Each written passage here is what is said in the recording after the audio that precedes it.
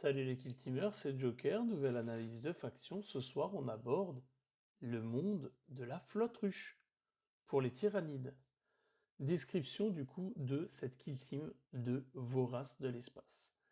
Une Killteam de flotte ruche se compose de deux Fireteams choisis dans la liste suivante: Genestealer et Saint Tyrannide, maximum une par Killteam, et les guerriers tyrannides. Qu'est-ce qu'on va trouver dans les guerriers tyrannides? On aura l'archétype recherche et destruction et sécurité, classique. Une fireteam de guerriers tyrannides, vous avez 3 guerriers tyrannides dedans.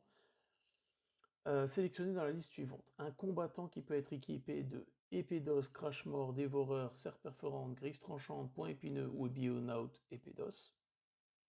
Rien que ça. Les épées d'os, les serres perforantes, les griffes tranchantes ou bionaut épée d'os. Voilà. Et enfin, mitrailleur lourd, chacun équipé une des options suivantes: étrangleur ou canon à venin, et épée d'os, serre perforant, griffe tranchante ou bionaut et épée d'os. Donc en gros, vous aurez compris, à chaque fois il y aura soit double arme de cac, soit arme de tir et arme de cac. Personnellement, je vous le dis d'avance pour clore le sujet, à mon sens, je préfère la variante de 3 guerriers tyrannides avec 2 crash morts et les épées d'os et bugnaut, ça dépend. Et de l'autre côté, le canon venin ou l'étrangleur pour apporter un peu de dureté.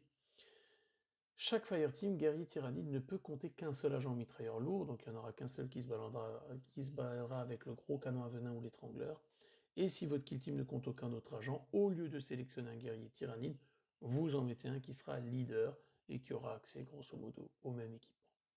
Derrière, vous aurez les Genestealers, qui vont avoir aussi un archétype recherche et destruction, mais aussi infiltration. Elle est composée de 5 agents Genestealers, chacun équipé d'une des options suivantes: soit les doubles serres perforantes, soit les serres perforantes et griffes tranchantes, on l'analysera juste après. Pareil, si elle ne compte aucun leader, au lieu de sélectionner un combattant, vous sélectionnez un leader qui aura aussi soit double serre perforante, soit serre perforante et griffes tranchantes. Et enfin, la fireteam qui est limitée à une maximum par kill team, c'est les saints de tyrannide, qui vous donne l'archétype en plus reconnaissance. Une fireteam est composée de 8 agents et saints, sélectionnés dans la liste suivante: Ormagant ou Termagant, chacun équipé séparément de griffes et d'une des options suivantes: dévoreur, écorcheur ou point épineux. Chaque agent Termagant équipé d'un dévoreur compte comme 2 sélections. Donc vous pouvez envoyer du tir, mais les dévoreurs vous coûtent très cher. Concrètement, vous allez quasiment jamais y jouer parce que du coup ça vous fait jouer que 4 Termagantes à la place de 8. Ça n'a pour moi aucun intérêt si déjà vous cherchez les essaims. Synapse, ce sera un peu le tricky au niveau des tyrannides. Chaque fois que cet agent est activé, s'il est blessé à 6 pouces d'un agent Synapse ami, pour l'activation, vous ne soustrayez pas le mouvement et il n'est pas considéré. Vous ne soustrayez pas le mouvement qu'il devrait avoir en moins s'il est blessé. Et tant que cet agent est blessé et à 6 pouces d'un synapse, ne dégradez pas la capacité de tir ou de combat des armes de tir ou mêlées dont il est équipé. Il est équipé du fait qu'il est blessé. Donc en gros, tant que vous êtes à portée de synapse, vous êtes tranquille. Ça a toujours été ça chez les tyrannides. Tant que tu es à côté de Papa Guerrier Tyrannide Warrior, les petits s'en sortent bien. Commençons par la première fiche, le Genestealer combattant. 2 points d'action, 9 points de vie, save à 5+, 3 jets de défense, 3 de mouvement. Les doubles serres perforantes qui vous permettent de chercher l'implacable et les perforants, 5 attaques à 3+, dégâts 4 en normal, 5 en critique. Donc, soit vous prenez ça, soit vous prenez en dessous les serres perforantes à 5 attaques qui font dégâts 4 et 5 pareil, mais qui ont que la règle perforante, ou les griffes tranchantes avec équilibré pour chercher les relances. Perso, double serre perforante, all-in, tout le temps. Voilà, je trouve ça beaucoup plus pratique, parce que vous avez implacable et perforant, alors que les autres, c'est séparer les serres perforantes et les griffes tranchantes. Non, double serre perfo, et on y va. Ce sont des créatures synapses, donc entre elles, elles peuvent se contenir, se maintenir, tu vois, malgré qu'elles soient blessées. Cet agent est invulnérable à 5+. Chaque fois que cet agent est activé, il peut accomplir une action sprintée gratuite durant l'activation concernée. Donc ça va courir très vite au début, hein. Réflexe foudroyant, ça s'appelle. Et enfin, horreur cachée, ça c'est vraiment alors, du pain béni pour eux. Tant qu'ils ont un ordre de dissimulation, ils sont traités toujours comme étant dissimulés, donc ceux sur le promontoire qui veulent les sniper, que dalle mon coco. Le leader en dessous va avoir un point de vie en plus comme d'hab, donc 10 points de vie en tout. Là, ça touche à 2 plus au corps à corps, ça a les mêmes règles derrière, mais pareil, double cerf perforant, on change pas une équipe qui gagne. En dessous, on attaque le tyrannide guerrier combattant, 18 points de vie. Johan, si tu vois cette vidéo, mon cher collègue et tendre, qu'est-ce que c'est chiant à animer. Enfin, franchement, vous pouvez y aller à coup de plasma, ok, ça peut, entre guillemets, vite tomber, mais nom de Dieu, quoi. Eh, ça tank, hein, y a pas de problème pour ça, hein. 2 points d'action, une save à 4+, 3 de mouvement, donc le crash mort, 5 attaques, à 4+, dégâts 4 en normal, 5 en critique, c'est ma préférée en termes d'armes. Elle n'a pas de caractéristiques en termes de règles d'armes ou de critique, mais je trouve que dégâts 4 et 5, c'est correct. En dessous, il y a le dévoreur qui est aussi portée limitée, qui a incessant, donc ok, on va pouvoir reroll. Mais voilà, le biognaut, portée 3 pouces, étourdissant, non, je suis pas fan. Les points épineux, pareil, je suis pas fan. Faites votre choix, pour moi, le crash mort, c'est le mieux. Les épées d'os, 3 attaques à 3+, 4 en dégâts en normal, 6 en critique avec létal 5+. Tout ça, c'est bien. Tout ça, c'est vraiment bien. Pour moi, je fiabilise l'épée d'os tout court, parce que ça va faire 3 plus pour toucher, 4 attaques, 4 en normal, 6 en critique, létal 5+. Ça permet d'aller envoyer quelques mandales sympathiques.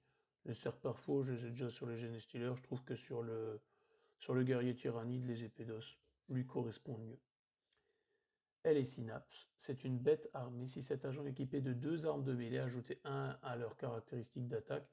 Et grosso modo, enfin, sur les 3 guerriers tyrannides, vous pourriez en mettre un spécialiste corps à corps. Oh là, il y a tout qui bouge. Vous pouvez en mettre un spécialiste corps à corps. Mais à voir. Vous pouvez faire ça. Moi, je préfère les jouer en tir. Mais par contre, vous pouvez en mettre un en épée d'os avec double épée d'os et envoyer des mandales au corps à corps. Ça peut se faire aussi. Sachant que le biognaut, juste en dessous, vous avez la règle. Tant qu'un agent ennemi est à portée d'engagement d'un agent équipé de cette arme, vous soustrayez 1 à la caractéristique d'attaque de l'agent ennemi. Ça peut faire la diff, mais je préfère quand même l'épée d'os avec un bon vieux crash mort des familles. Juste en dessous, le mitrailleur lourd, même caractéristique, c'est juste qu'on va sortir l'étrangleur et le canon venin. Alors l'étrangleur, c'est une arme lourde à déflagration, donc c'est un peu le lance-flamme longue distance chez eux. 5 attaques à 4+, dégâts 4 en normal, 5 en critique, c'est bien. Le canon venin, je le préfère parce que il a aussi 5 attaques à 4+, mais sauf dégâts 5 en normal, 6 en critique, donc 1 de plus de chaque côté. C'est aussi une arme lourde, mais je vais chauffer la PA1. Et la PA, je suis désolé, mais dans cette version, elle est hyper capitale, quoi. Un Custodes, ça a beau avoir une save à 2+, tu lui enlèves un point, un jet de défense, ça veut dire que en stat, tu le limes au moins petit à petit de 5 dégâts si t'as pas chopé ta critique. Si t'as la PA1, voilà. Donc pour moi, canon, venin, c'est must have. Enfin, le leader, on va pas s'y attarder, c'est exactement la même chose, sauf que ça touche mieux. Et au cac comme au tir, donc moi le leader, je le mets en crash mort en avant, Martine. En dessous, les Thermagantes, activation de groupe 2, 7 points de vie par tête, 6 plus en save, 2 LPA, et si on a les dévoreurs, on va avoir la règle incessant portée limitée, là où les autres armes vont être à portée 6 pouces pour l'écorcheur et les points épineux. Les points épineux, ouais, je me dis si déjà tu prends une arme où tu as peu de distance pour pouvoir asmater, auto prendre les points épineux, essayer de maximiser le nombre de touches. Mais les Thermagantes, comme les Hormagantes, j'ai un peu du mal. Il y en a 8 dans une Fire Team. Ouais.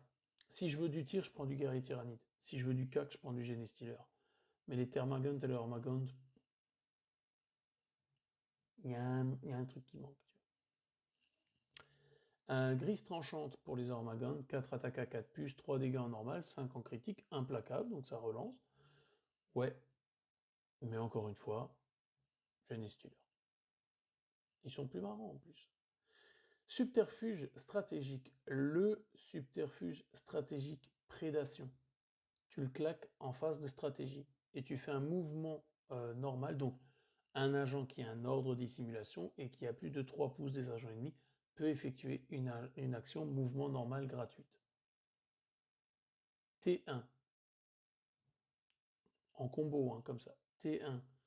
Tu mets ton Genestealer alpha ou qu'importe, ou ton guerrier warrior full buff avec double arme de cac. T1, tu le mets en dissimulé. Tu prends en termes de phase de repérage le fait de sprinter gratos 3 pouces. Tu te démerdes pour pas qu'il soit à découvert.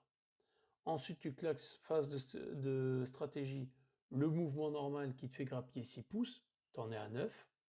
T'as déjà grappillé, si t'es en déploiement latéral, plus de la moitié du terrain quasiment. Enfin, t'es à peu près à la moitié du terrain vu que c'est 12 pouces.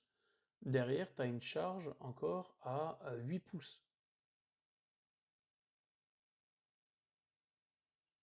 T'as compris le combo? Parce que comme il s'utilise en phase stratégique, derrière, tu peux faire ta charge. Donc celle-là, clairement, à chaque tour, tu laisses un agent dissimulé qui va pouvoir faire son bond de l'espace et aller choper les autres derrière. On prend. Préservation jusqu'à la fin du tournant, à chaque attaque de tir contre un agent flotte-ruche. À l'étape jeter les dés de défense, s'il est à couvert et un ordre de dissimulation, ou s'il est à couvert et est préparé, vous pouvez retenir un dé supplémentaire comme sauvegarde normale réussie en vertu du couvert.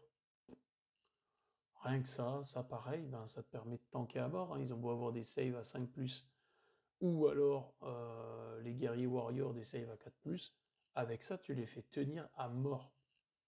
Nutrition. Chaque fois qu'un agent flotte ruche à mi-combat en mêlée la première fois que vous frappez avec une touche critique, vous infligez un dégât supplémentaire.